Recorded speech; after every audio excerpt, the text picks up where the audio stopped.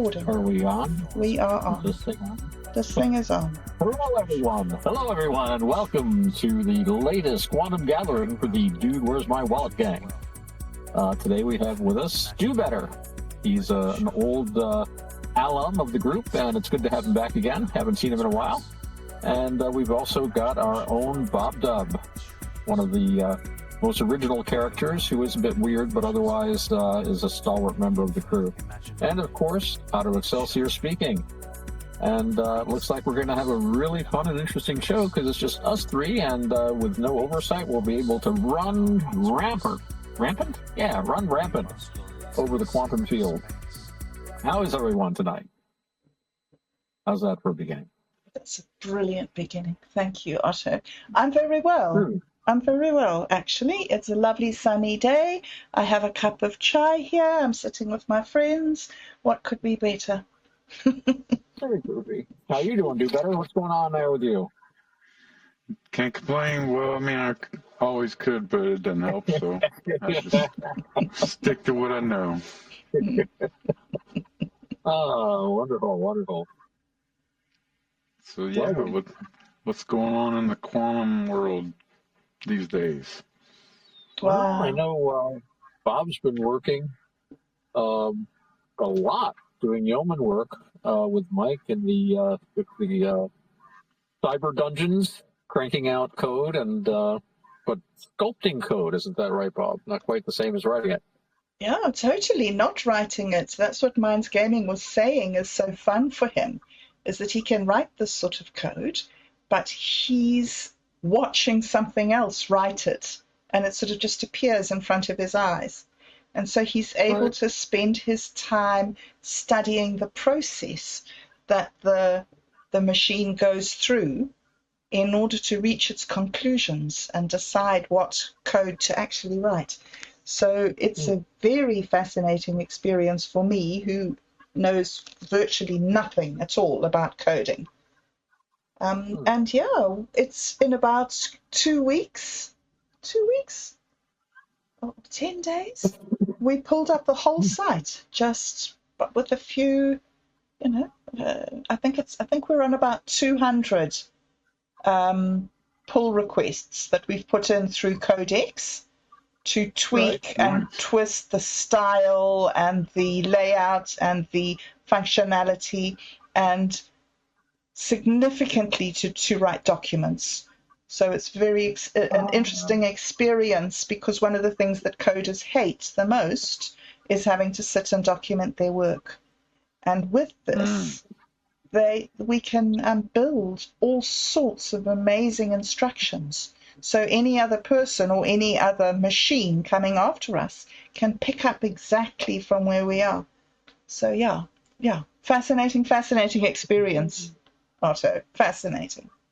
Ah, interesting. So in theory, if you took all these docs, all this work you've done, and went to another platform, you could start in fresh no matter what you used.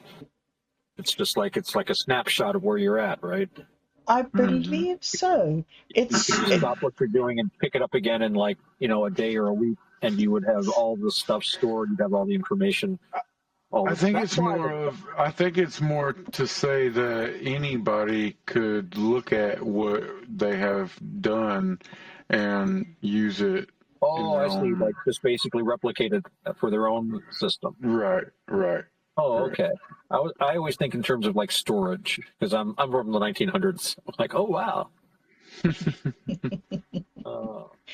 Yeah, well, apparently, give this platform a try. It's interesting. I've been on there a bit, and it's really fascinating. I love the color scheme. What's that? You're talking about the qubit? Yeah, have you been on there? Quantum qubit? Yeah, I've been on there. Oh, cool. Yeah, I'm looking forward to the development of it and to get to start posting more, and maybe even do like a live stream. That would be interesting. When Mike was asking for suggestions, I said, I'm kind of audiovisual oriented. I'd like something where you could do, music, videos, live streaming, stuff like that. That would really be a boon. So, but one step at a time. I guess it's going to be. I have seen that and Bob, I think you can confirm sometimes you're taking 2 steps forward, but then a step back with some of this stuff. We break it all the time. All the time. I was trying to say it nice. No. Apparently, that's the way to do it, is to break it, because then you can see where its flaws are and you can fix them. Right. And if you don't break it, then if you don't push it to see where it's going, then 2 years down the line, suddenly you have a big collapse and, oh, we didn't know. So, yeah, it's the breaking of it is as valuable as the fixing of it. But it's a very different way of thinking for me, because I'm also very, very old, and we were told to do it once and do it right, Right. Don't waste your time. But with this, doing it so fast, Minds Gaming and I, in a couple of weeks, did what a team of 6 people would have taken 6 months to do. Wow. Amazing. So, Amazing. it's just a different way. It's just a different attitude towards achievement. Instead of trying to get something perfect, get something that's evolving and that other people can be involved in. Not something that's all about me and my work and what a good coder I am, or artist, or whatever. Yeah. You got some geese there, DooBetter? That's just me laughing. Oh, okay. I've had geese flying over my house. I wasn't sure whether it was coming from the phone or overhead. No, I was just like listening and agreeing and haha and whatever. Okay. So, No, I thought it was something else. Oh, well, I hear all kinds of odd things. Maybe it's one of the flashbacks I've been waiting for the last 30 years. There you Never go. had one of that. Yeah, always wanted it. But Bob, when you're working with that, it seems to me, and I think we've talked about this a little, you're not doing anything new, but you're doing it in a new way. Your end is still the same. You want to have code to create this platform and stuff. And but it's a whole different way of building it. So that must be a kind of weird, probably weirder for Mike than for you, because you don't have anything to unlearn. Yes. Well, Mike has been working, I think he's been working with LLMs and AIs and chatbots and everything for 13 years. So he's absolutely proficient in his ability to manipulate the machine.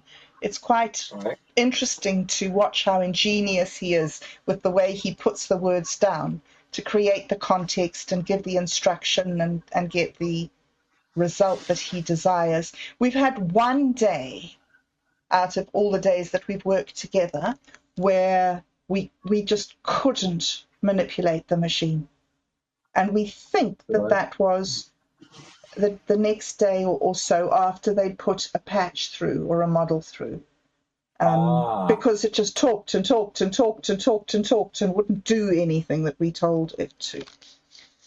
But so for me it's fascinating watching how skillful he is with the way he puts the words into the machine to get the words that he wants out of the machine, instead of just any random words, because obviously the entire dictionary is just available there to the machine.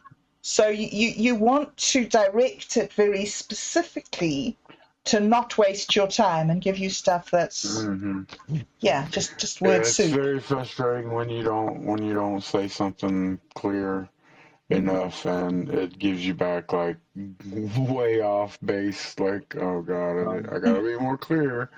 It's gonna just take whatever it can think of because it's not a human. Duh. Yes. And that's interesting. DooBetter. Interacting with an alien thought pattern, like a non-human thought pattern that speaks a language as if it was a human. Every now and then when it lies, I get really mad. How dare you lie to me? That's not right. Of course, it doesn't care at all. I just point out the lie And like, Yes. I figure out, hey, okay, you just lied to me. Yes. So let's see. Where was the lie? What was the lie? Mm. Okay. So I reverse engineer the lie, and then I'm like, well, Mm. there's the question that makes it to where it cannot, get past the lie. It Yes. has to address it, and then, Yes. yeah. Yes. And I You think know, I that, can't help but think, I'm sorry, sorry, I was just carry going to on, say, Otto. I think the three of us should do a talk on LLMs and AI as a live stream one of these days. Because I That know would be some people that fun. would be love to be asking Well, questions right now if they were here. well, speaking of live streams, I've been trying to put together, and bobdub, of course, helped tremendously with the um, Minds Boosted live stream, Yes, I and remember that. Yeah, yeah. tried to get that going again and make it more community type of thing where it's not like one person is pulling the strings, and actually put it in the hands of minds, so, the creators, staff, whatever you want to call them, Right. and it would be, put out to their official channels, Twitter, Facebook, or whatever, they use, and then it would be people from the community would be basically running it, and Right. then they would just be doing the back end, like the streaming portion, and then giving access to whoever needed it for whatever content they were putting out at the time, approved, of course. Right. Yeah, because Bob mentioned to me that you were interested in getting a live stream thing going again, and Hmm. I had the thought that, like, Bob does like a regular live stream. She and I did a live stream for a short time. Didn't work out because of my scheduling, but I've been thinking of starting one again. And I was thinking if you could network a group of people that are doing their live streams anyway, you could incorporate when they do their live stream into the more general live stream. And if you could Yeah. get enough people networking, it could be like a live streamers network kind of thing. I mean, you do your own live streaming, but then you'd have the wider audience. Well, that's essentially not like the only aspect of it. That's part of Right. it. It was like to have schedules, Right. so streamers could have themselves on the Minds page, so Right. they're advertising themselves and they're advertising Minds, because people see, what kind of content creators are on the platform of Minds, And if the, and yeah, then right. and Yeah. and the creator gets to display themselves at the same time. So it's win-win. Yeah. Yeah. And you would have time slots for different creators that they could fill, so it'd be a 24/7 live stream. And then if there's no streamer, somebody actually there live, it could be people from the platform that just post static content, like, videos or images, GIF files, just, artwork. yeah, blogs, Ooh, whatever you yeah. want, Oh, all, okay. all, all the different content, and they could have a time slot, That sounds like a great idea, really. Yeah. I don't see why people wouldn't jump right on that. If I, like I said, I've been seriously thinking of doing a regular live stream again, and I'd be happy to kick in on that. As far I've as got a that. lot of great ideas, but they don't seem to materialize for some reason. So That I'm is, yeah, that's the thing I'm about. hoping I'm hoping to put it in somebody else's hands, and they think it's a great enough idea that they can figure out how to get it to actually happen, and then Right, I'll just be like, benefiting from everybody else benefiting.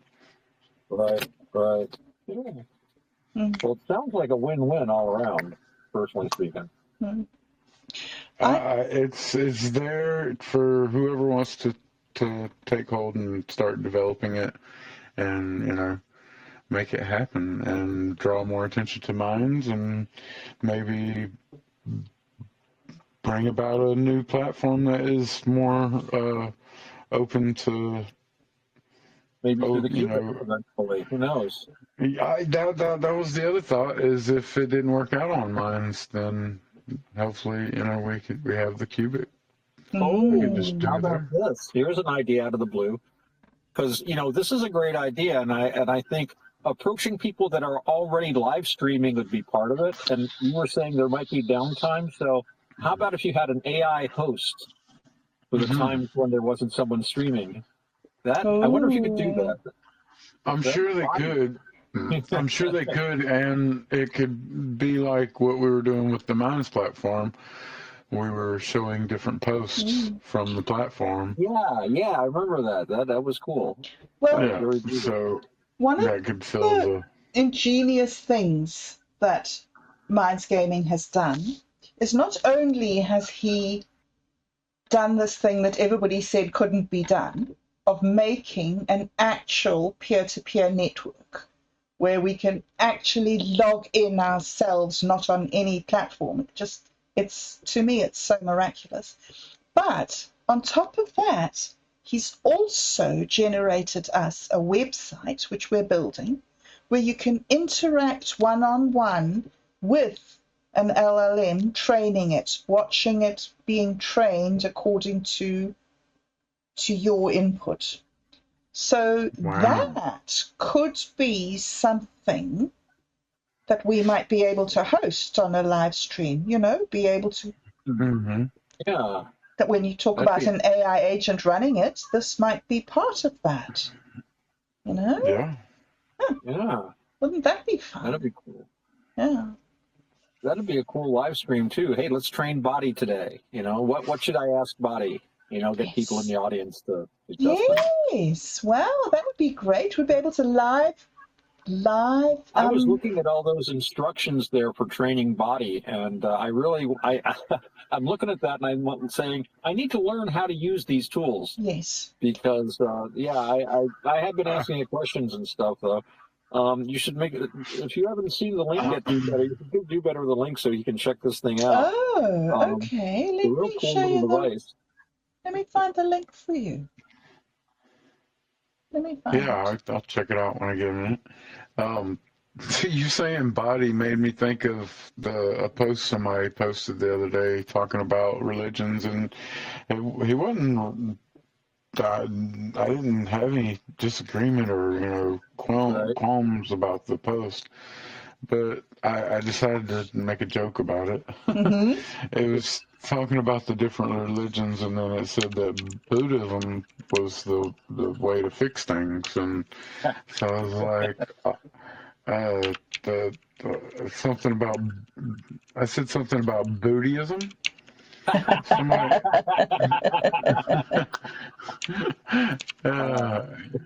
your keystrokes are terribly loud. Oh, I'm so sorry. I've been in trouble from that before. From Minds Gaming. I forgot. It's a mechanical keyboard. It's a gaming keyboard, so it's built with special extra sound. You know they make quiet ones, right? Well, we had to buy the one with extra sound. It's not cool to have a quiet one. There's actually little clips of stone under each key to make it extra. Each key is guaranteed for 1 million clicks, guys. Let me tell you, this is at 50 decibels. Oh boy, it's important. It's just not. But yeah, the Buddhism thing, that's a good joke that I've always used, and now I'm gonna have to use the bodyism. Yeah, so, bodyism, mechanical Buddhism. When the robot gets the body is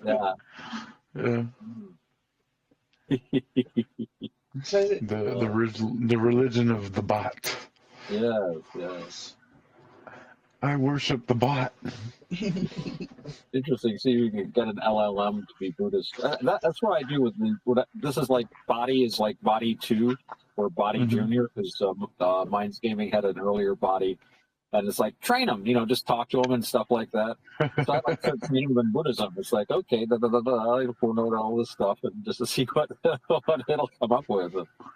The most exciting thing about it is that you watch it go from gibberish to actual sentences. Yeah, that is interesting. Yeah. And sometimes the sentences really make sense. After a while, hey. Yeah. I just watched somebody create their own internal LLM and taught it to be like Aristotle. Cool. Aristotle rocks. Yeah. Because that was like Steve Jobs' thing. What if we could create, talk to a machine like it was Aristotle? That's one of my dreams. And damn straight. Made it. Aristotle with Plato any day. Well, apparently they've got places where they've put the Bible in and people go talk to God. So, like, stand aside Aristotle. God's got the mic. You guys have really weird stuff coming out of a conversation like that. Are you an Amalekite? No, why aren't you slaughtered? Kill all the Amalekites. I posted the link to the self-learning LLM here in the chat if you want to have a check it out. DooBetter. All right. I'm on my phone right now, so I don't have it. Okay, maybe I'll send it to you on your Signal link or somewhere. Okay. Because this chat disappears. A spare moment or two. Whenever I have like a spare 10 or 15 minutes in the day, maybe I pop over there and like mess around with it a little bit. But you would probably see more things you could do with it than I. I'm from the 1900s, so I'm like, oh wow. We're all from the 1900s. Otto. It's only been 2000s for 25 years. I guess right. So. It's weird though. I meet people that have never seen a year. Wow. I didn't even think about that until now. I'm from the 1900s. My kids are from the 2000s. Yeah. To them, Holy it's like shit. the 1800s are to us. That's what gets me. I've met grown men have never seen. You know what else came into realization recently? Somebody said it's 2025 in a video or something, and then I was like, oh, holy shit! It's a quarter. We were already a quarter way through the century. Through the century. Yeah, it's crazy. It's 2025, 1/4 of the way through the century. Well, you might make it to the end of the century, DooBetter, the way modern medicine is changing. We all might. I can only hope. Yeah. We're a bit decrepit, Otto. Do you think they'll be able to stretch us out? A brain in a giant battle robot. A brain in a rubble of the earth. Mikado. Yes, there we go. Mikado. Mikado. Flying fist function, go!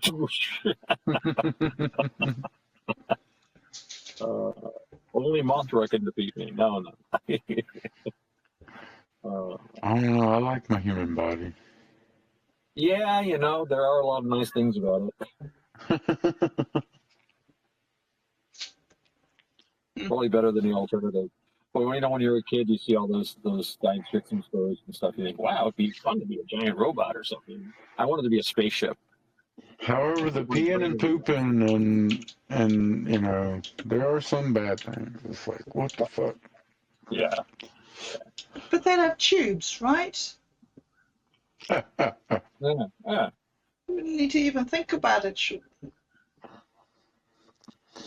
If you were in a battle party. These giant tubes.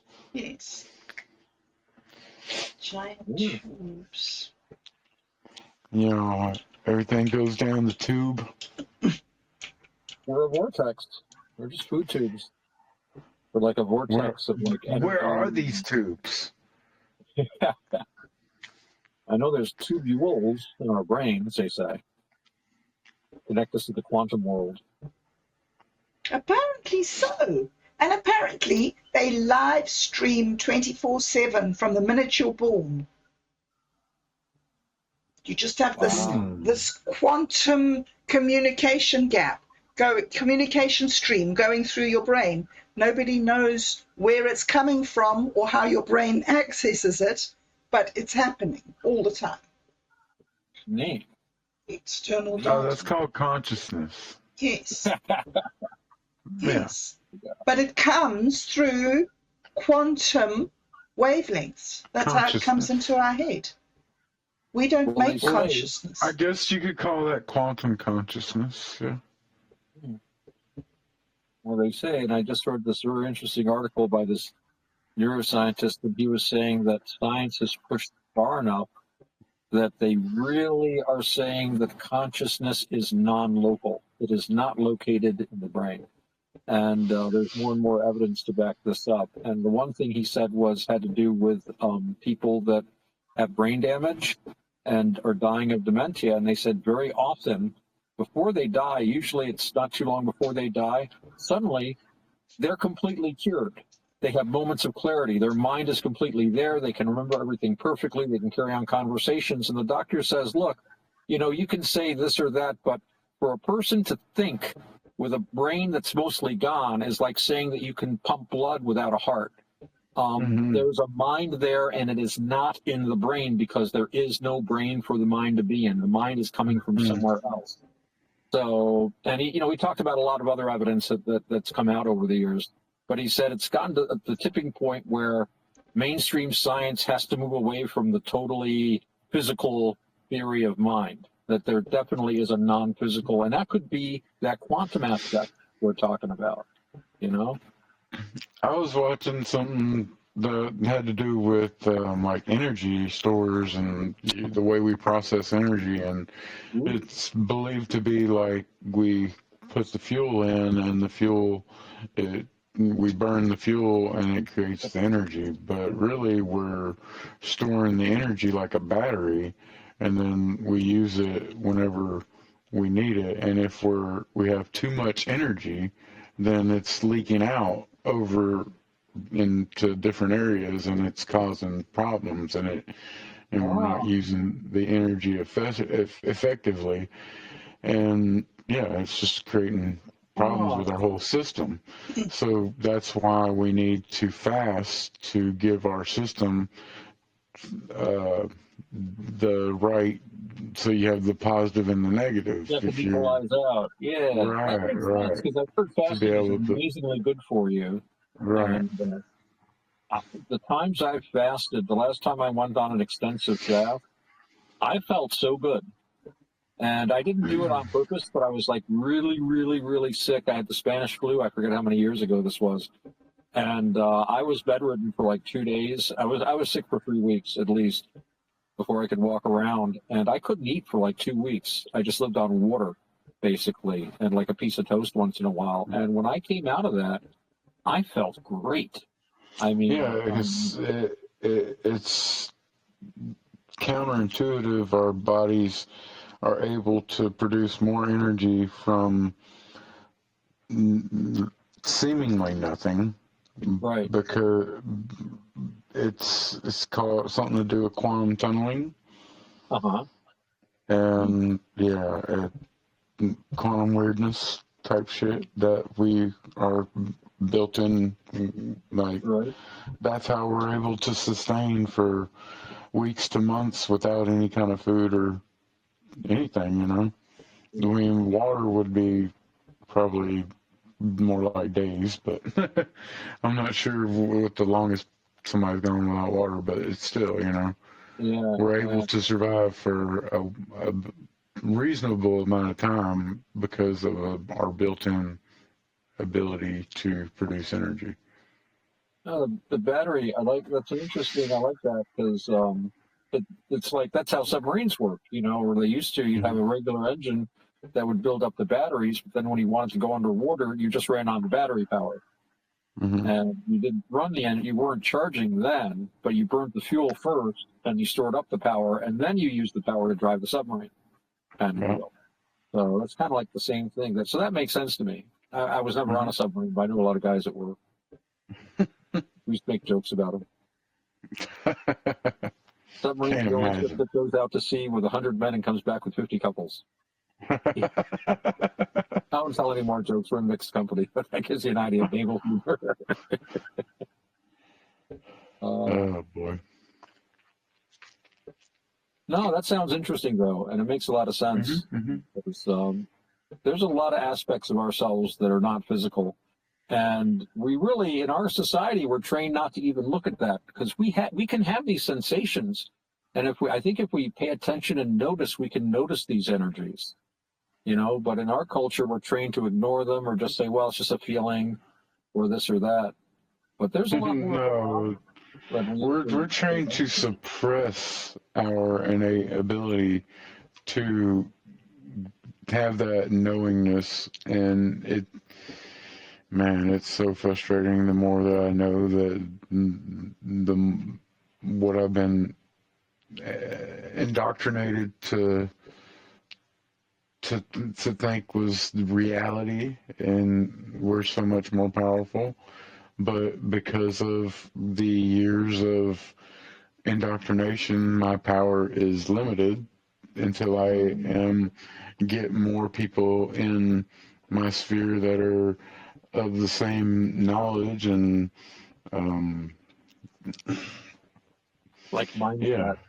vibrational frequency to know that they have the ability to heal themselves and to heal others and stuff like Jesus did and whatever. Right. But it takes time and belief in that new way of being. You got to unlearn that old belief system, that limited fear-based belief system, and get back into a vibrational frequency of love and harmony and all that, and those abilities will start to come out. Yeah, I think they're there, but like you say, they've been suppressed. And and we have a society that, the whole society functions on the idea that people suppress these things. We don't make room for this sort of stuff in our mainstream society for the most part. But I think more and more people are waking up. Yeah, for sure. Unfortunately, though, I think there's also a lot of misunderstanding because we don't have any traditions to cope with this. I was talking about this the other night. We were talking about, here where I live, they recently legalized marijuana. And they're legalizing a lot of drugs across the country. And I'm very much a libertarian in a lot of ways. And I don't think there should be any restriction on what anyone wants to eat, drink, or smoke in their own home. At the end of the day, as long as you're not harming anyone else. But at the same time, society as a whole has to cope with, drug use, put it bluntly. And I was thinking about alcohol. And alcohol is a very integral part of Western culture, right? It's in our religion. It's it's in our all our myths and all our folk tales. I think it's more than just the Western culture. It's prolific all over the world. Anywhere people can ferment stuff, it's all over the place. But it's true though. We've had alcohol for thousands of years, tens of thousands of years, and we know how to cope with it. We have rules. And even when we break the rules, we know we shouldn't do it. We know it's wrong to drink and drive. And we have rules about, well, you don't drink, we have the sundown, or you wait till sunset, or you wait till noon. And, the society copes with it. But with these other drugs, they've been illegal for so long, the only people that learn to cope with them are the small underground people, the potheads, you know when to smoke, and you're cool about it, and you control yourself. And then when they suddenly legalize it, all these people get it, and they don't have any guardrails built in. So it's going to take a while for a society to adjust to these things, because it was different. All the stuff used to be legal up until like the early 1900s. And really, but then they started making everything illegal, including alcohol, which was insane. And it was like a small minority of, I think, Puritans, really. And so we've lost the way to cope with it, in some ways. Well, it's got to do with that whole thing that I was saying about the fear-based and the love-based. It's like you got to change your whole mentality, your whole thought process, and then once you get to where you actually believe it, then you'll start to behave that way. And right now we are still based, 51% or more is still on that fear-based, got to do this and follow the laws and all the things. Well, once we are able to come together, I don't know, 51% or more, and they get to the understanding that, oh yeah, we need to be more cooperative and realize that we're all connected and that we need to help each other instead of compete with each other, and you know, all the things. Then we start to we have more people have that thought in their head, then they start to believe it, then they'll start to behave that way. But it's going to take a while, and it's got to do with self-governance. So, and self-governance, right now we're still stuck on stupid and still complaining about communism will never happen because it just doesn't work. Well, there's other things beyond communism that are kind of what communism is talking about, but communism is more of a big governmental system that is telling everybody what to do. And right. What we need is a self-governance. It's not a big nanny state telling everybody what to do. It's a inner state telling everybody what we don't do, because we love each other and we don't want to do those things. There's no reason to do those things. So it's not living a life out of fear of what is going to happen to me if I do these things. It's going to be more of a, how am I going to feel because I did that thing? I feel horrible. You know what I'm saying? Right. I want to feel in harmony with everyone. And that gets back to that. Why would I hurt myself? I know that's part of me too. What we were saying before, because people are insensitive, and I think if you could learn to look inside clearly, you would see that more easily. It's like one of the things I've learned in Buddhism and other paths is that when you harm other people, you're harming yourself, and a lot of times you're harming yourself worse. There was a wonderful line in a book by Gene Wolfe. I don't know if you ever read Gene Wolfe. And there was a play, and in the play, this one woman slapped another and says, "Don't you dare do that again." And then she slaps her again and says, "If you do that again, you will really, really be punished. You will really be harmed." And the other one replies, "How so?" And the other one says, "You will begin to enjoy it." And I thought, wow, that's a real curse. That's real damage when you're damaging your own soul like that. But I think that people are more sensitive because we suppress all this stuff. And if we feel a pang of something, oh no, that's not, we have to think this is the real world, and I have to do this and that and this, so I'm going to push this button and drop that bomb. Because you suppress looking inside, where there's part of you that would cower from that. We were talking the other night about when they found out, when they would send these guys off to war, when they did some studies, they found that when soldiers were shooting each other over battlefields, I think it was like only 11% actually aimed at other people. It's very difficult, even soldiers, to get them to really consciously kill someone else. Yeah. Of course, the Pentagon's response to that was to train people to shoot straighter, but that's another story. But so yeah, no, I see where you're coming from, though. You know, when you can't act from a negative and hope to get positive results. You know, so Mm-hmm. No, I think but it's like that's one of the well, reasons why I love what Mike is doing so much. Because, like, making this imagination network, he's making a world first, local first collaboration space for creators. It's something that will run in your own browser, and it keeps your own work encrypted on your device and syncs directly with your peers, so no central server is needed.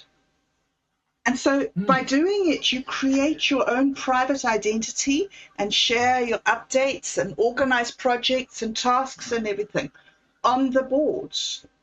And you can tip and react with credits and comment in real time and build your own following and your own record of your work and your own record of your project.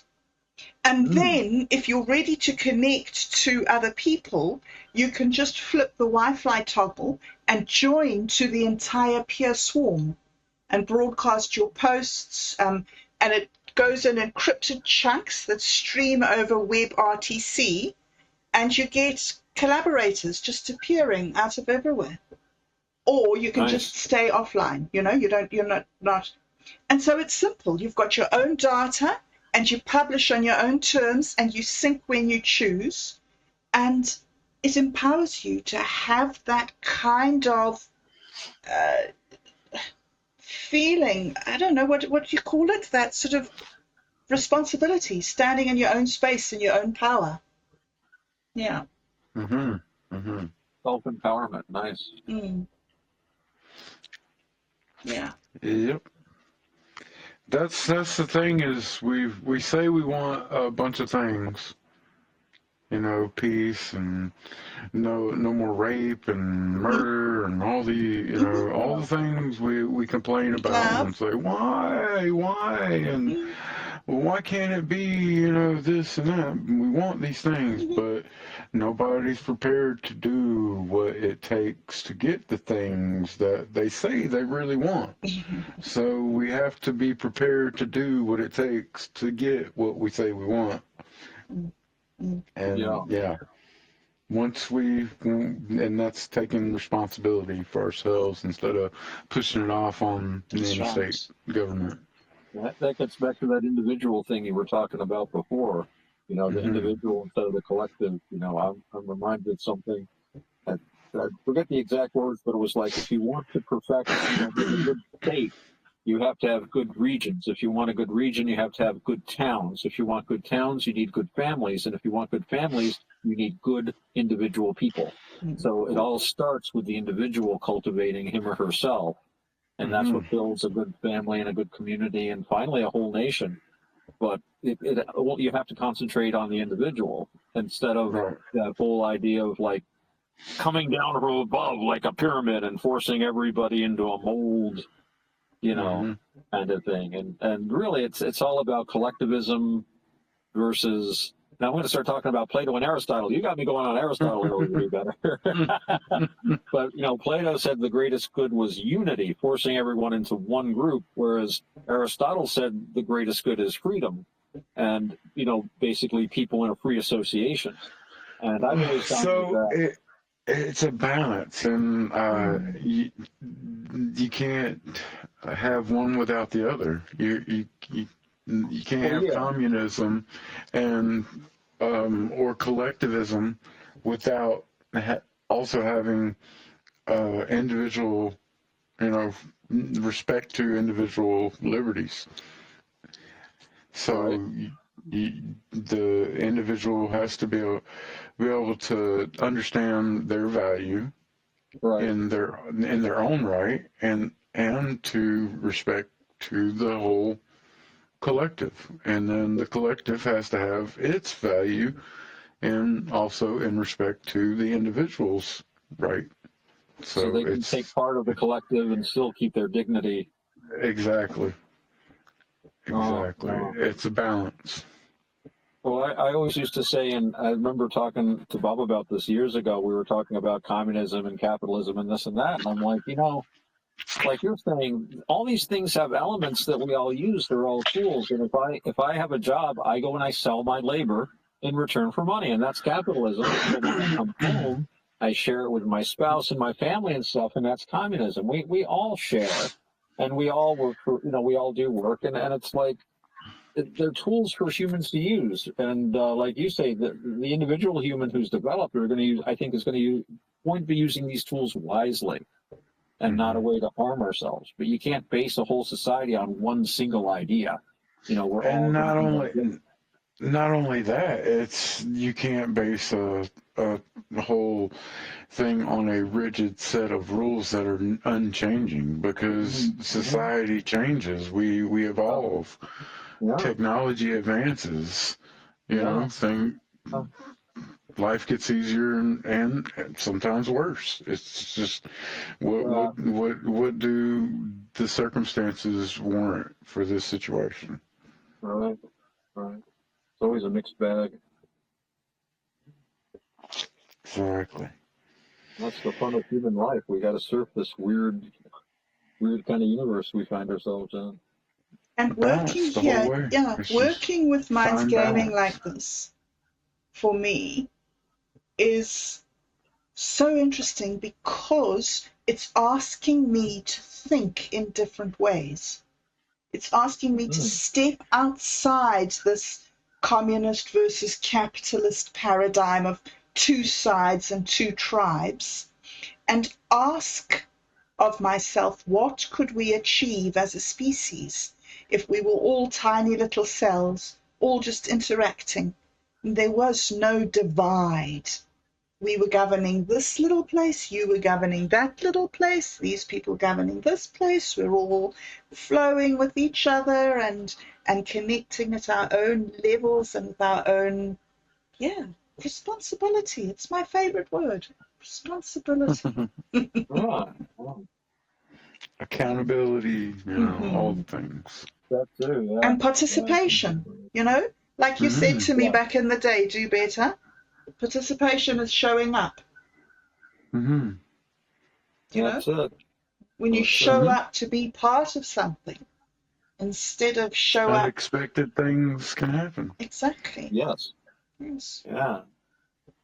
That's why I think that we should aim for 100% involvement of people and not a 51%. I feel 51% involvement is still ruled by violence. 51% imposed. No, I didn't mean 51% involvement. I meant 51% of the initial, like the tipping point, to get the attitude to swing. Oh, right, like the 100th monkey kind of thing. When enough people start thinking a certain way, you get a change in the. Yeah, you can see that. I've kind of seen that evolve with a lot of social questions over the years. And us guys from the 1900s can remember this more clearly, I think, than a lot of kids I talk to. And I told a story. We were talking earlier about legalizing drugs, and I told a story about a guy I knew who was a state trooper, and he told the story of how this one trooper would come into the barracks. And he said he'd always know it was that guy because he smelled like dope, because he was busting these kids that were, just holding pot. And he said, I went up to him, I said, why don't you leave them alone? They're just kids smoking pot. And it's like, when you have state troopers arguing that you shouldn't arrest people, you've won the culture war. There were, even the last 10 years before they legalized, there was no political will to prosecute. We had pop up, little flea markets with stuff. And that was a war that was won culturally, but it was that 51% thing like you're talking about. People were finally like, hey, why should we bother people just for doing something harmless in their own home? Kind of deal. Well, why should we act out of hate? That politician guy, Dr. Shiva? His idea is that I think he was a biologist, trained back in the day when we were, Otto, when they were just discovering systems theory. And so he talks about everything in terms of systems theory. And his idea is that politics or, political involvement or social involvement, whatever the word is, it's divided into three groups of people. There's 30% of people who don't care and will never care. You cannot pay them to care. They're busy doing their own stuff and watching their movies and going shopping, whatever. So 30% of people are not even in the equation, which leaves 70%. Of those 70%, 50% of people are sheep. They just go along with the crowd. They do whatever they're told to do, which leaves 20%. 20% of people in a society are interested in governance and are reliably informed, sometimes not so reliably, but let's just go with reliably informed, and want to make a difference. And so you don't actually need 50% to agree with you. You need 20% of the population to have cohesion. And then the 50% jump in, and just overnight you have 70% of the people on the same page, according to him. But I don't know if that's actual true, but that's his theory. I could see where that can make sense. The loudest 20% make the They have a lot of influence, certainly. I don't know if they decide everything. That's not a bad rule of thumb for a lot of popular movements, I guess. Yeah, it's the loudest 20% turn the majority. Yeah, they get the most attention, and if they've got an idea that catches, and if you present an idea the right way, and I think we've seen that where you've got a small group, like we're saying, they're very loud, they're very vocal, they get that other 50% going with them, and then kaboom, we do this, and then we do it for like 5 or 10 or 15 years, and everybody says, well, this sucks, and then somebody says, hey, let's do this, and then it changes again, and then it's as we used to say, it's quite a way to run an army. But yeah, that actually does make sense for a lot of stuff. I think you can kind of see that pattern in things. That's what happened with slavery. I was talking to the AI about this earlier because of Tim the Pool Fool, Tool, whatever you want to call him. You hate him so much, don't you? Sorry, I don't hate him. I don't respect what he stands for, because he doesn't stand for anything but what he's told to stand for. So yeah. And even if he comes up with his own bullshit now, there was a point where he was directed which way to go, and then he went with it, and he was like, okay, thank you. I'm going to talk about that. Fucking dumbass can't think for him fucking self. Anyway, let me get off that. Now tell us how you really feel, DooBetter. Yeah. Simple's going to cancel his subscription to Dude, Where's My Wallet? So I started the conversation, and I was like, what is the difference between communism and collectivism? And it blah blah blah told me blah blah blah, and then I was like, well, what would collectivism with respect to individual liberties be called? And it said that combination blah blah blah emphasizes the group but also explicitly maintain individual rights, is most accurately described by the term commutarianism. So it's taking communism and libertarianism, putting those two together. So then I was like, well, what percentage of political officers and pundits advocate for this, and how solid of an idea for this to blossom into a more harmonious societal and economic system? And it gave me whatever, bunch of blah blah blah. And in summary, the communitarianism ideal is solid and compelling, but its success is widespread harmonious system depends entirely on finding and agreeing upon non-oppressive mechanisms for determining and protecting the common good. Yeah. And so, is there any such functioning currently and historically? Examples, what went right, what went wrong, how to correct these issues? Term communitarianism, the balance of collective good and individual liberties, is more often seen in smaller intentional communities or as rhetorical policy guidance rather than a governing system for a large modern nation state. So historical and current examples, international, we got Israel, the Kibit, I can't pronounce. Yeah, whatever, however you pronounce that. Yeah. Historical, based on collective ownership of property, labor, with decisions made by the General Assembly, but operating within a democratic nation. What went right? High levels of societal support, strong shared purpose, and successful intentional economic development in agriculture. What went wrong? The collective emphasis often resulted in pressure for conformity, limiting individual privacy, and eventually led to internal reforms to introduce elements of private ownership and inferior salaries. Blah, blah. Right.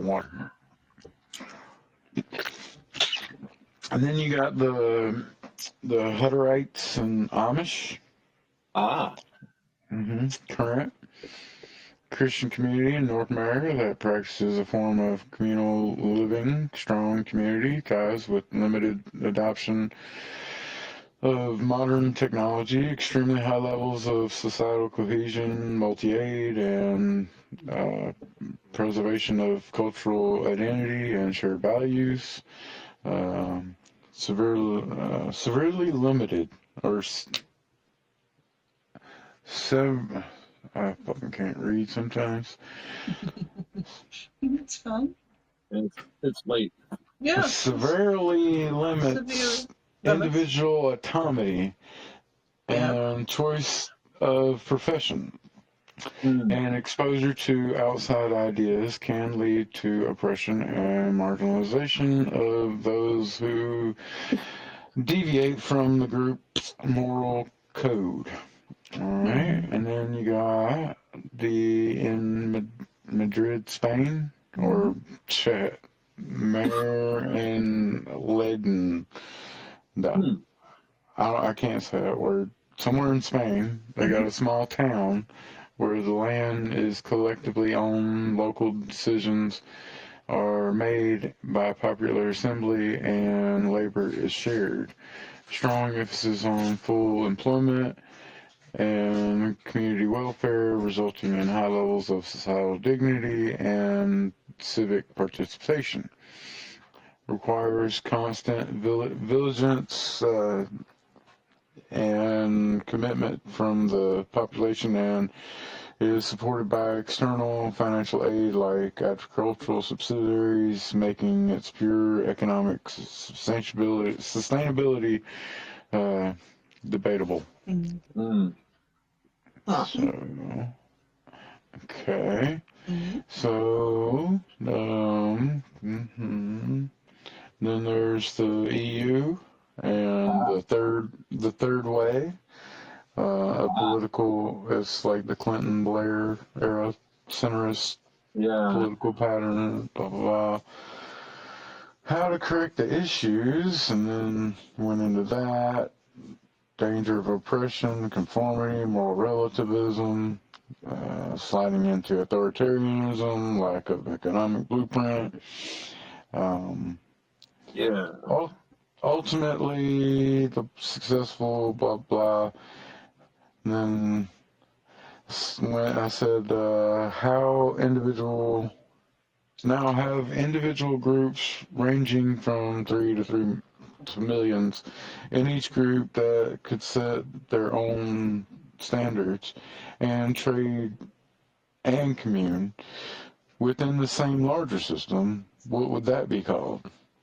That structure, a single large system containing multiple decentralized self-governing groups with distinct standards, but all engaged in trade and community, is best described by using a combination of terms. The most accurate and overarching political terms is federated decentralization or multi-level governance. And there's a breakdown of that. And then I was like, Definitely a federal system, it sounded like, yeah. And then I was like, is there any other system or idea of human governance which boiled down is self-governance? Any other system that could solve more issues humanity is currently facing? Yes, core idea of self-governance as the solution to humanity's problems is a major theme in several political philosophies, each different focus on how to structure it. And other systems centered on self-governance, polycentrism, anarcho-communitarianism, libertarian, municipal, whatever. Right. Then you got some managed issues scale. Let's see, where else did I go? I thought that was the end of my little quarry with that situation. But it all started from people, the same bullshit conversation about communism and capitalism. You can't talk about anything but communism and capitalism. Just can't deviate. It'll never work. They've tried so many times, but that wasn't real communism. That wasn't, that's the whole regurgitated bullshit conversation. Let's talk about something else. Like what I just did. Like that wasn't communism. I always liked, there was an idea, what did they call it? Self-governance. It was called, because, it seems to me, society is one thing. I mean, in the old days, society, government, church was all one thing. When Aristotle talks about the state, he's talking about the whole society, just the norms and this and that, and that was considered to be part of the state. But we've separated out a lot of these functions, and we say this is communism, this is capitalism, this or that, and fools. They're just individual behaviors that people engage in at one time or another. And if you make that your center where you're thinking from, of course you're going to get in trouble. You got to be thinking from a human center. There's this go ahead.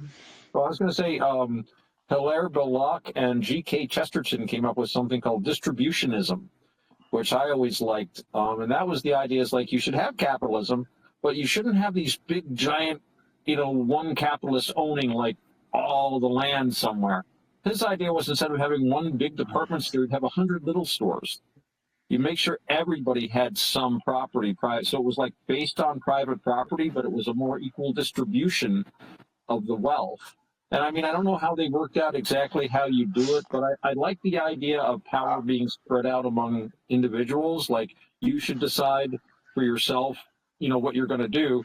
And if someone else is controlling your food supply and your electrical supply and this and that, that's going to bend the way you think to a greater or lesser extent. And but yeah, there's a lot of different ways of looking at things. We shouldn't limit ourselves. We shouldn't limit ourselves. Yeah, for sure. It's like overgeneralizing the conversation to deflect from actually having a real conversation. Yeah. You don't want to face certain things, so you just have cliches you can throw back and forth. Right. So you don't have to think. Yep. Bob, you're quiet. Roberta, to Roberta. Well, it's to Roberta. Well, I was listening to all the things. It's a lot to take in. It's a big thing. That's why I love the idea of DAOs. is because there is a system of governance and regulation, and if you get out what you put in. So, Decentralized. yeah, well, Yeah, not just. I see that there's going to be a bunch of different smaller groups, decentralized and federated, Right. that have individual, liberty to with respect to the community. You know what I'm saying? And Right. those communities are going to start to pop up here and there. And it's going to be like a tight-knit community where government doesn't have any place because we are our own government. Right. And then as those start to blossom into useful part of the economy, and it's just going to limit the power of this overarching bullshit system that is no longer useful. Yeah. Well, I don't know if it's completely not useful. There are parts of it that have been quite useful in the past and hopefully could be refashioned. But this consumer capitalism seems to be a different thing from capitalism, from my understanding. To be prepared to say things in an advertisement or in a political campaign. Oh, I saw something this morning that made my skin crawl. Some new guy who's been elected over there in New York or something, and he said, we've finished with the poetry of electioneering, and now we're going to get on with the prose of governing. And I thought, ooh. So you'll use metaphor and illusion, and then you'll govern with prose. That's, to me, that element of capitalism, which is something that's only really come in since the 1970s. Before that, we had this sort of fact-based governance system where you didn't question authority. This was the way we did it. There was one way that it was done, and this was the way we did it. And everybody else is wrong because this is the way we do it. And there wasn't any apologizing for the other people being wrong. It's okay that 94% of the world are wrong because we're right and this is how we do it. We won the war. Absolutely. And our guns are bigger and like we're in control. And I always wondered when I realized that those were my people, my peers. I wondered, what is it like to be 90% of the world who is faced by this absolute brick wall of concretized opinion? And yet, well, see, that's the thing, though. It's not 90% of the world that is actually. You're having that, what you're talking about, it's going on all over the place. That everybody's being gaslit and indoctrinated into their, and it's like so far gone that people don't even know who they are anymore. Indeed. Yeah. That is the truth. And yeah, you will find that. I mean, yeah, you can look at that saying, okay, this large group is doing it to that group, but you find it on every level of most societies. In the smallest village on any continent you want to name, there's a pecking order, and someone's being oppressed, and people are being locked out, and it goes all the way back. You read back in the Bronze Age, where back then there wasn't a huge difference. Oh, that guy has a metal cup, I've got a wooden cup, and I'll never have a metal cup, and now it's like, oh, I can't get access to that medical care, or their guns are bigger, or whatever. He's got the police on his side, or he's got an army on his side, or he's got a nuclear bomb on his side. There's always a bullet. And, yeah, and that gets back to human nature, I hate to say. It's kill people, because, it's kill so fun.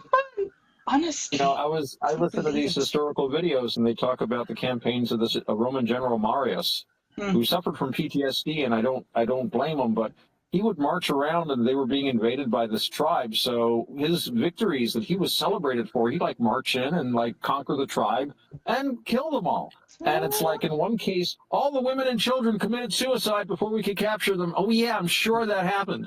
You know, it's Well, like it's, then they come back and they there give are this some huge parade. there are some civilizations who They- their women and children would rather die than live in Oh yeah, and I slavery. mean that might very well have happened, but you know, but the point is though that he engaged in behaviors that, you know, by today's standards, I mean, if he did that today, he'd be vilified or possibly be given a Nobel Peace Prize. But if you kill enough people, you're a conqueror and a hero. If you just kill a few, but it's the same act. There's no moral difference to me between killing one and killing 100 million. Well, the thing is that if you're prepared to take life, you're prepared to take life. Yeah, as you say, if you're going to kill one person, what's going to stop you?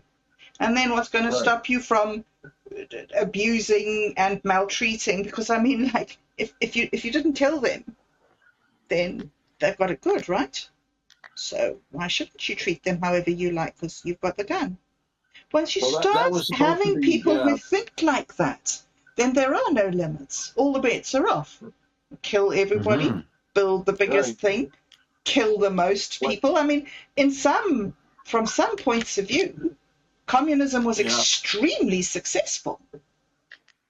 Oh, for some people, yeah. No, it's like that story. You know, what was that worst punishment? You learn to enjoy it. You know, you'll learn to enjoy it. Well, so the communism thing is a generalization. So it's a generalization, that's true. Yes. That is historically convoluted. Right. You know what I'm saying? So we need to get off of that ideology to move the conversation forward, and the only way to do that is to shine the light on the, like, I don't know how to explain it, but it's like the gaslighting, like you can't talk about this. It's not gonna work. You know, we got to talk about it and understand that that's not what we're talking about anymore. We're trying to figure out what is a good thing that can be created beyond that, but it is within respect to being cooperative, and, compassionate, stuff like that. And well, we can't be tied down by the language too much, because people think, like you're saying, it covers a lot of bases. And I think, there's sharing and there's a community caring for itself. And there's always been examples of that through history, and they have different mechanisms to do that. And then there's the, quote unquote, communism trademark scene circle, copywritten, which is, this political philosophy which has these, it's this theory that you go through these stages of military government and this and that and the other thing, and it's very, very structured and ideological, and people do share. And I think you can come up with. I'm gonna label communism for myself here, forward as corpro-communism.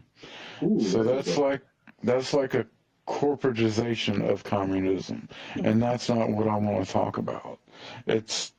I want to talk about a liberty of communism.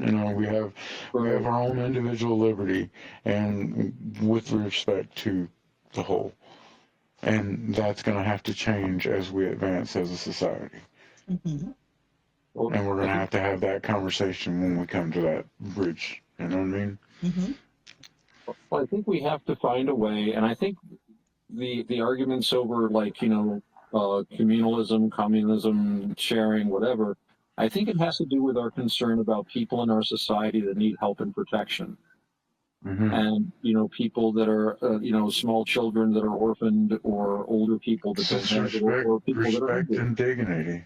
Right. When I was reading Herodotus, he's the historian, and he was talking about the wars between the Greeks and the Persians. And at one point, the Athenians evacuated their city. And I'm reading this as a kid. I'm like, wow, they packed up the whole city and left. And they did, right? And then they mentioned again about evacuating a city, and they said, and everybody left. Oh, except for the people that were too old, too poor, or too sick to move. They all got left behind and got slaughtered. And I'm like, whoa, wait a minute. You know, I naturally think that everyone would go. You wouldn't leave anyone behind, but no, he's too poor.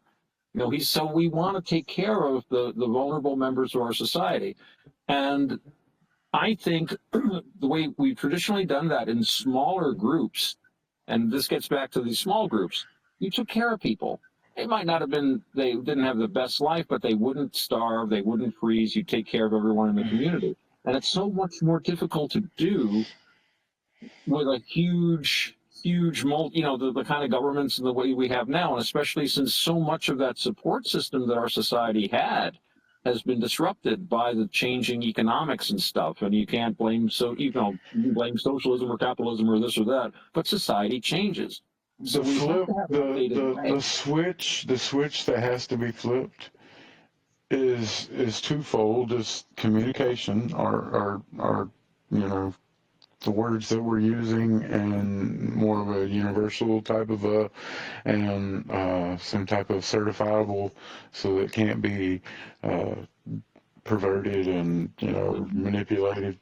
And then the basing our foundation on not elements of bettering the society, but to you know, have respect to the individual and to the whole. And, you know, we are in a cooperation, not a competition.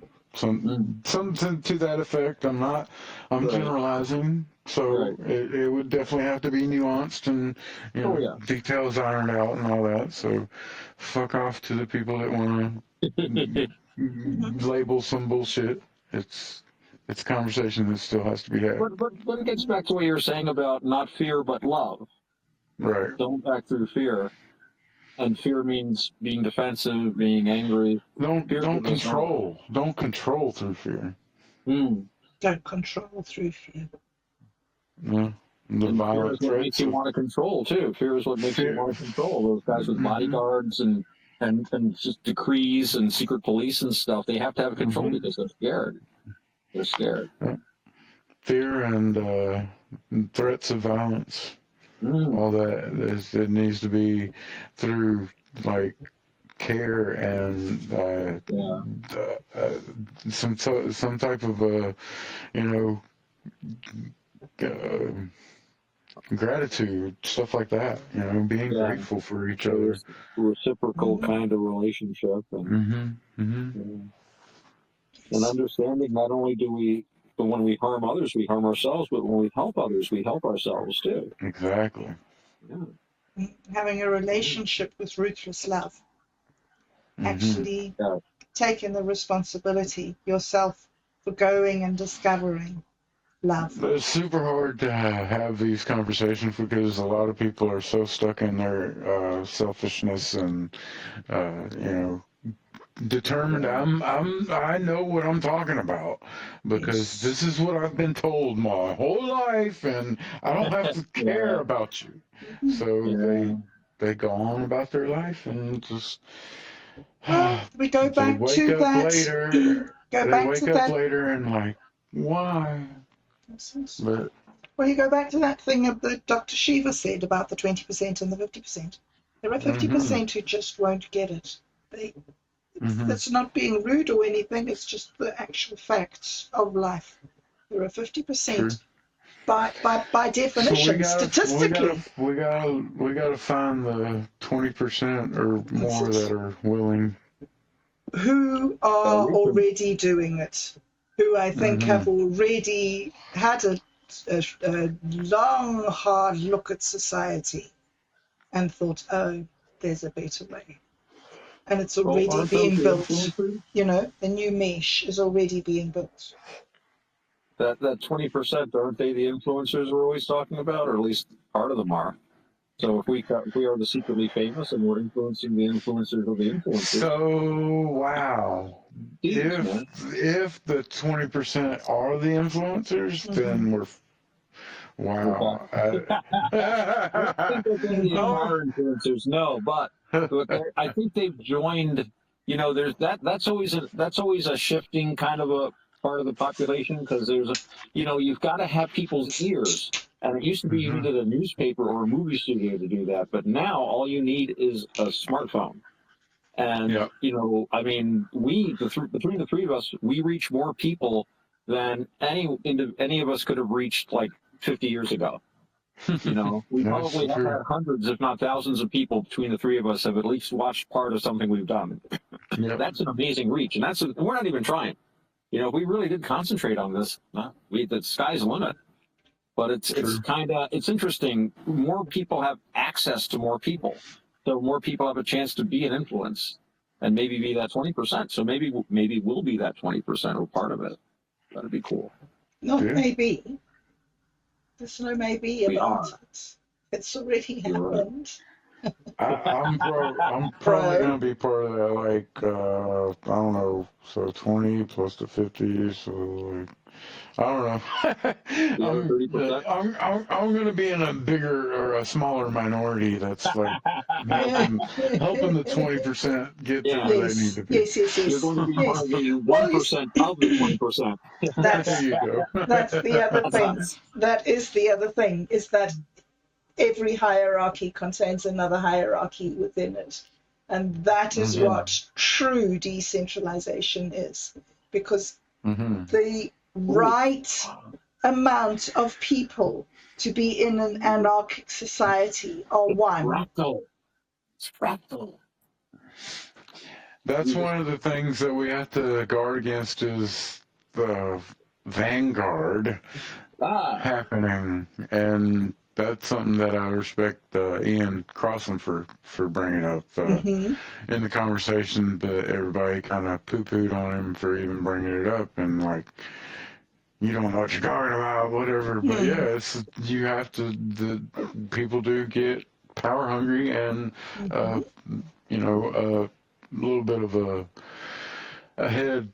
You know, I'm better than so and so, and whatever. So that's got to be. Well, you see, if each person is their own sovereign individual, then no one man is above any other man. Well, that's the thing, is the whole communism thing that everybody fears and want to talk about is because of a vanguard that is the potential for a vanguard being created, which devolves into authoritarianism and disrespect for the individual. That's why you need a system. Yeah. And that's why they have built a system. Well, it's not so much that we do need a system. It's more that we need a internal self-governing system. And that's kind of what the creators of our country were trying to put together. And you need better people to have a better system, in other words. You can't have a better system if you have better people. Yeah, exactly. You will naturally have a better system if you can have better people. Yeah. Which is why I was reminded from what they were saying before about the Vanguard Party, and that whole thing. Remember years ago when I was younger, I was reading something H.G. Wells had written, and he met Lenin, Vladimir Lenin, on a train, and they were traveling in Eastern Europe, and he talked to him, and he was asking Lenin about space aliens, because he'd just written War of the Worlds and this and that. But something Lenin said that Wells just dropped like nothing. That basically Lenin said that he asked him, "What if we met space aliens?" And Lenin said, "Well, that would change everything."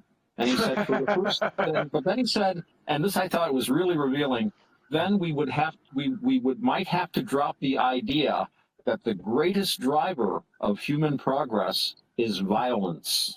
That's when I'm like, whoa, wait a minute, let me study this Leninism a little more. And then I read about the Vanguard Party and what you were talking about, creating the authoritarian stuff. And I'm like, but these are guys who generally felt that they would make the world better by it's like the French Revolution. If we just execute enough people, then we'll have paradise, And and again, that has to do, but someone with a different inner setting would find something just as radical and earth changing that would nurture life, not destroy it. I mean, it's just so counterintuitive if you think about it, if you're sensitive to it. He can't have felt good about doing stuff like that.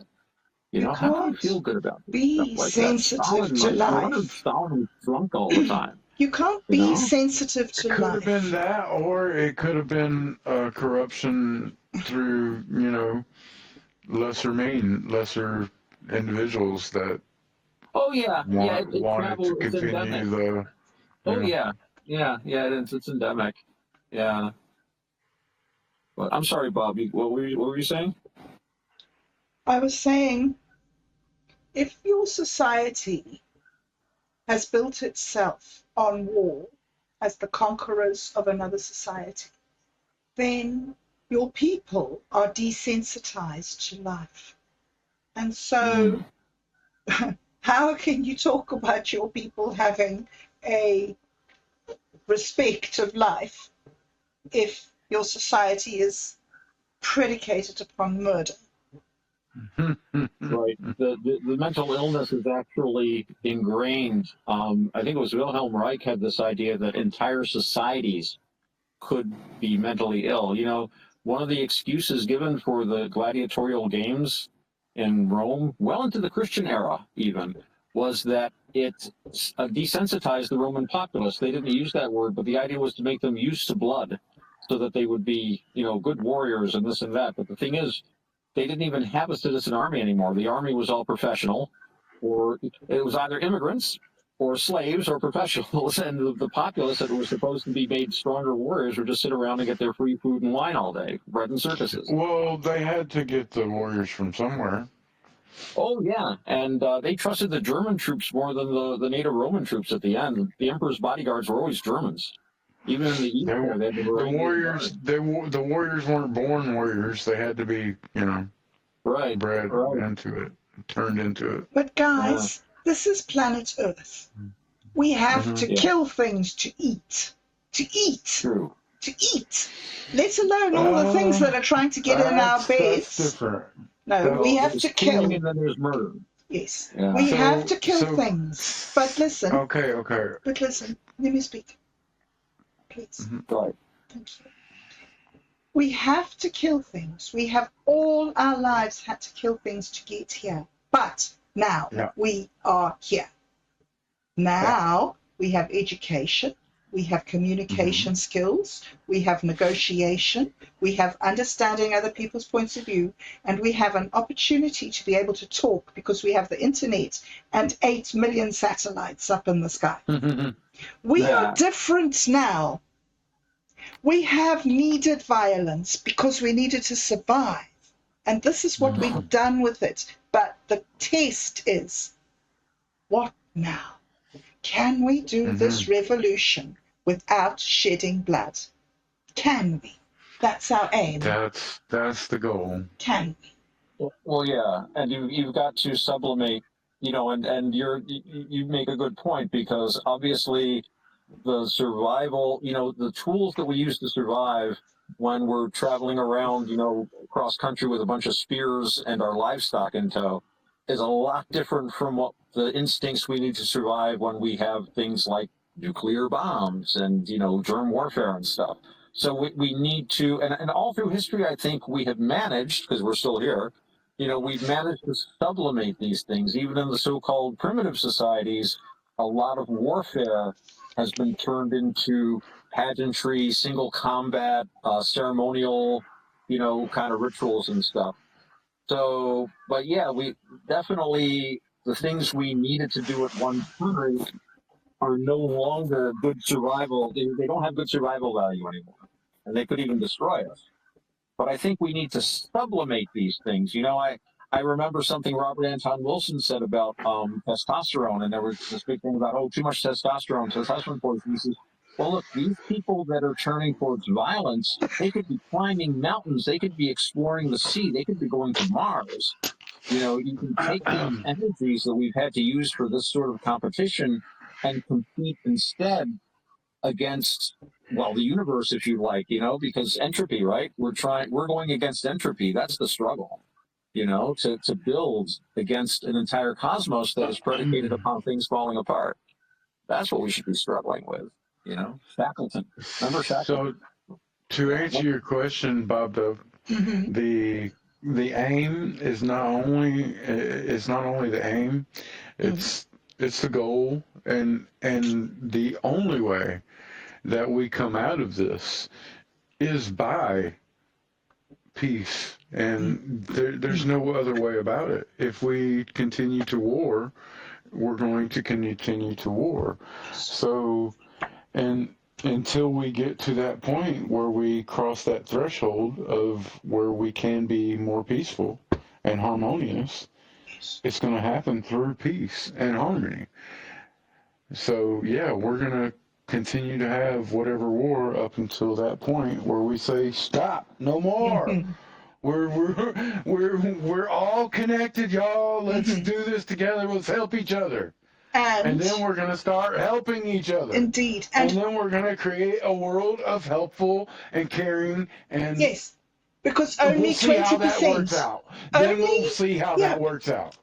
Only 20% of us need to get it. Once 20% of us get it, the 50% join. Once the 70% of us are loving each other and looking out for each other, the 30% will come. Because it will be a new thing. It'll be something that hasn't been offered before. There's a lot of inertia to be overcome. There's a lot of inertia to be overcome. Ruthless love is powerful. It doesn't matter because for it to happen, that's the only way it's going to happen. And unless we're meant to just continue to war forever, I don't know. But I feel like we have the capability to love each other again, and that's what I'm shooting for. Yes, me too. Ruthless love. It's the it's the path. It's the path. You can't kill a person that you love. How can you kill a person that you love? Actual love with that objective, evaluative, equanimous point of view, where you judge what is the right thing for the situation. You can't kill. I'm not saying you cannot kill. Sometimes you have to. Sad. Because there is protective violence, and there is Unless we can breed a society that where the violence is bred out of us, which I believe is possible. No, I believe it's possible. I believe it's possible. Protective uses of force. How about that? That's more. But against what? Against people who are dysfunctional because they've been wounded. Exactly. If you don't have that anymore. Or against nature. Or maybe we need to be able to euthanize violent people. And stuff like that. I think that it's, I'm big on not so much physical evolution, although obviously there's that, but mental evolution. And I think our minds evolve independently of the brain. And I think our minds even evolve collectively. For sure. I was talking about this earlier about slavery, and at one time, slavery was ubiquitous. There was never a time in human history that we ever have any evidence for that was free of slavery that I know of. And all of a sudden, that 20% in Britain, which was the most powerful country in the world, decided slavery bad. And the whole rest of the country went with it. And at the end of the Napoleonic War, when Britain was the most powerful country in Europe, and Europe was the most powerful place in the world, when they were signing the peace treaty after the Napoleonic Wars, they forced every country to put into their agreement that they would end slavery. And they didn't want to do it, but they had to because Britain had the big guns. And then they just paid off. Did you read about that? I think it was just this year. The British government finally paid off all of the money that they spent and borrowed against eradicating slavery. And that was a change which is amazing. in the human. And you get guys like Sir Richard Burton, who was like the most Victorian of Victorians, and he is vehement about the evils of slavery, of one human owning another. It's like a whole different mindset. And it's really, I think, an evolution in our minds, that kind of compassion. Nobody ever gave a shit about slaves before. They were just part of the landscape.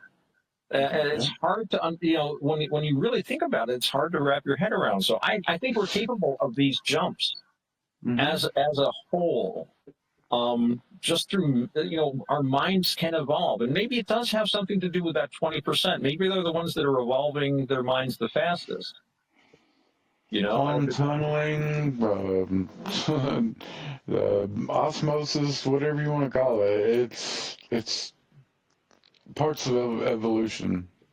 Yeah, the idea just suddenly is there, and everybody is like, "Well, it seems obvious now." But somebody 300-400 years ago, it's kind of like an experiment I heard about. They had on I want to say British television. They posted a puzzle on the TV, and and then they tried, asked the people that were in the area that they put the thing on, to do the puzzle, and the people in the area that were exposed to that puzzle were easy. They were able to do the puzzle easier than the people outside the area of the exposure. Interesting. There's a guy whether they had seen the thing or not. Yeah, that's Rupert Sheldrake wrote a couple of interesting books about that. He called it morphic resonance.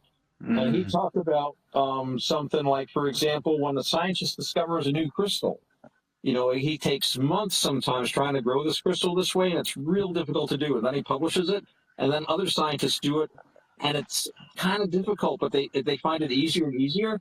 And then after a year or so, they're selling kits in the hobby shop, grow this crystal. And he says the crystal grows more easily the more often, somebody does it. It actually, there's like some kind of a morphogenetic field, he calls it, that the crystal kind of grows into, but it's reinforced with repetition. So like if you say a formula, like a Latin mass, again and again for 1,000 years, there's going to be power there every time you participate in it. Nice. Yeah, Rupert Sheldrake. You can look. He's got all kinds of stuff online. Do you know, in Japan, they've got those monkeys that go to hot pools in the snow, the macaques or whatever the monkeys are called. Oh, You've right, seen them? Yeah. And they go and they get warm in the hot pools by swimming. Yeah. Well, one day, one of them knocked some eggs into a hot pool by a mistake and made hard-boiled eggs. And they were all absolutely delighted. And they started making hard-boiled eggs. And about a month later, on an island over there with no monkeys traveling over, the other monkeys discovered how to make hard-boiled eggs. Yeah. Wow. Yeah, it was hard-boiled egg time.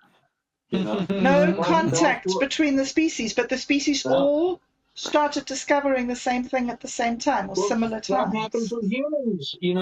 Edison's light bulb, he barely beat out somebody else with another light bulb that they'd invented. Charles Fort used to say, it's steam engines when it's steam engine time. I guess it's boiled eggs when it's boiled eggs time. Just the idea. Whoa! Wouldn't that be crazy if we were able to see like some kind of evolution in primates? We could be watching it right now. Exactly. That's what I mean. Well, that's what the great meme war of 2016 was, wasn't it? Everybody learned how to make hard-boiled eggs. All of a sudden. 88th Meme Brigade, I was there. Change has occurred. Yeah. It's awesome. Yeah, it'll be the 10th anniversary of the meme war next year. But I mean, like the significant change, like they start like cooking with fire and shit. Like, what? Oh, that would be interesting. Oh, wow. Yeah. The guy wrote a short story once called "Bears Discover Fire." Really weird. What happens when cats discover fire? I think I'll, you know, my brother lives over there. I'll ask him to bring them a laptop, see what happens. Planet of the Apes. Bring them a waterproof laptop. Give them a typewriter, see if they write a book. Yeah, they'll write Hamlet or something. You know,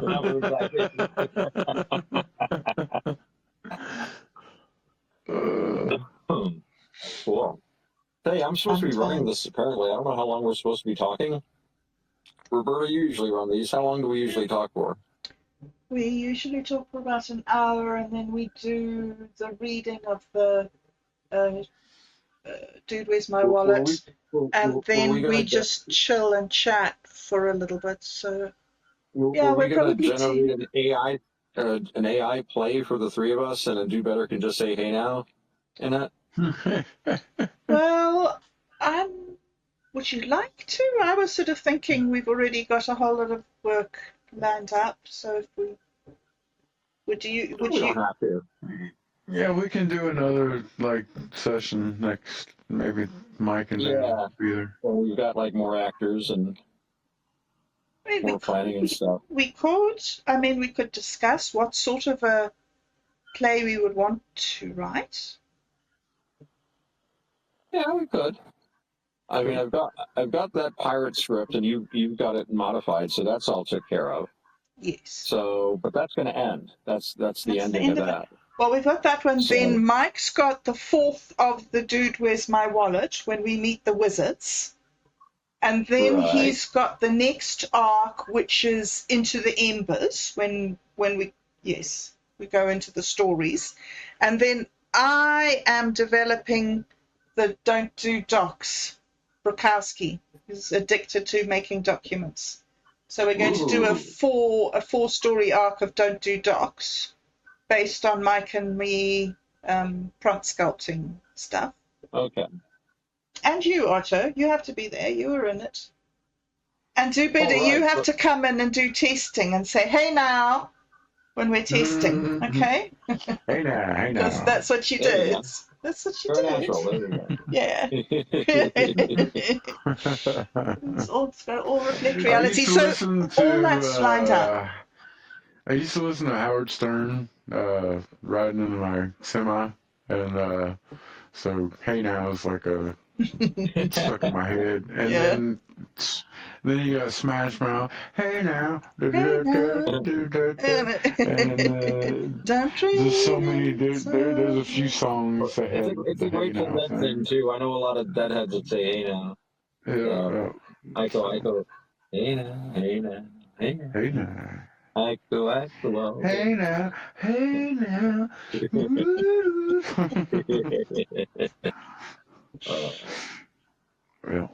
my goodness. So all right, yeah. So I'm not writing any more plays right at the moment, then.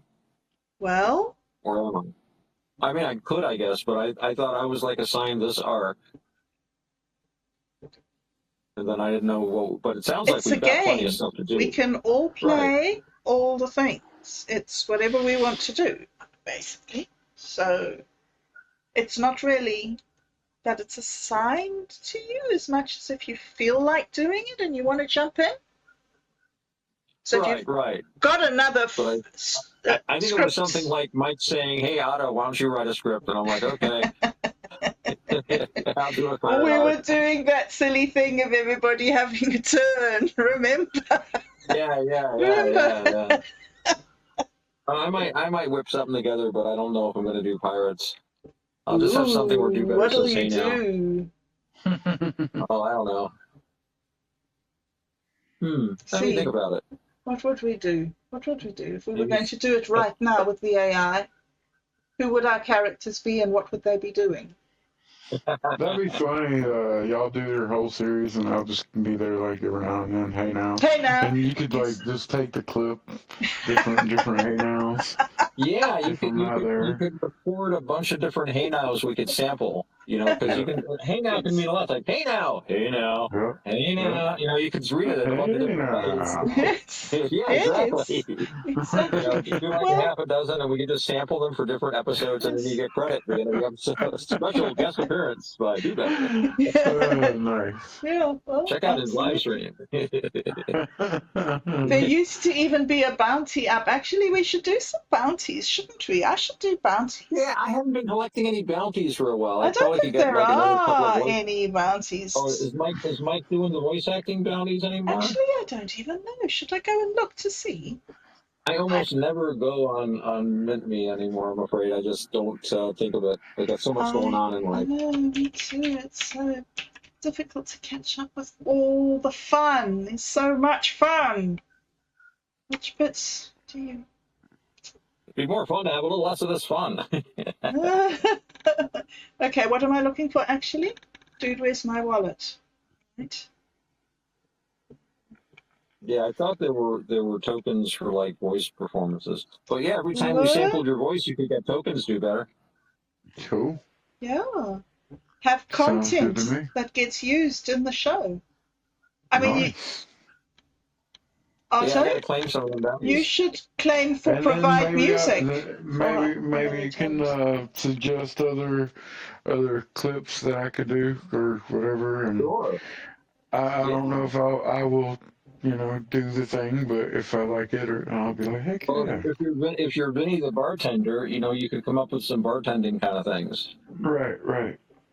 Well, one of the things You, that Mike and Satori suggested right at the beginning of the game was that we got together once a week and did a workshop where we all put in our character and what we wanted our character to do this week. So that when we came to the day, nobody was reading words that another person had written for them. So it was like sort of a 1 hour social time where we all put in what we do. We come up with a script. We all agree. Okay, we take it home and we do our little bit of reading and familiarizing. I sometimes find it very intimidating, to sort of Mm-hmm. like that one where I had to sing the Munchkin song. Just, oh, you're singing now? Perform on the What spot. the I'm hell? like, I heck don't know how no. to sing, and I'm just singing half the scripts. it's Like, almost like a party game, though. You know, it's like, all right, now I yes, have to do this. it's a party game. It's a party game for the people who are getting the puppets to jump around. The puppets that are Right. jumping around sometimes feel so a little bit stressed, Otto. yeah, exactly, and that's what it felt. I was like, "Nah, dude, I've had enough of this. I'm putting my foot down. I ain't doing your damn script unless you give it to me in advance." Well, the thing is that it's not really working giving it to. What we Yeah, really need is somehow to decide what we're going to do as a team. I What's our like story the going to idea be? of And I who's like going to the say idea of what? doing the sample reads. Like you give me what I need Mm, to read, I'll just read right. it. You guys Hmm. record it and then add it in. I don't want to do the reading as part of a group type That's deal. actually a traditional way to do radio and television Hmm. stuff. Yeah, A lot of shows are produced that way. That's part of the miracle of editing, really. right, Especially right. when you got actors on either coast and stuff, and people Hmm. record lines. Hey, any movie Yeah. you see with a close up, the I other actors mean, weren't in the room that day. You know. it was a good experiment and a good practice to get us out of our shells type Yes. of thing. But at the same time, it pissed me off. So Yes. yeah, I'll That's I'll what you're playing. definitely be more up Hmm. for just give me a script thing and I'll take my time and do the thing and then as long as I'm within Well, the other thing that we could do, timely. the other way we could do it. Have a time constraint, but just within reason. You know what I mean? Well, it's usually a few days after things are recorded before they're published anyway. So there's plenty of time for you to record stuff before or after. And like I said, you could just come up with some of your own taglines that you like, you know, and develop kind of like a character. Yeah. That I've would heard be that kind about of like voice really acting. nice from an editing point of view, Hey now is a good tagline.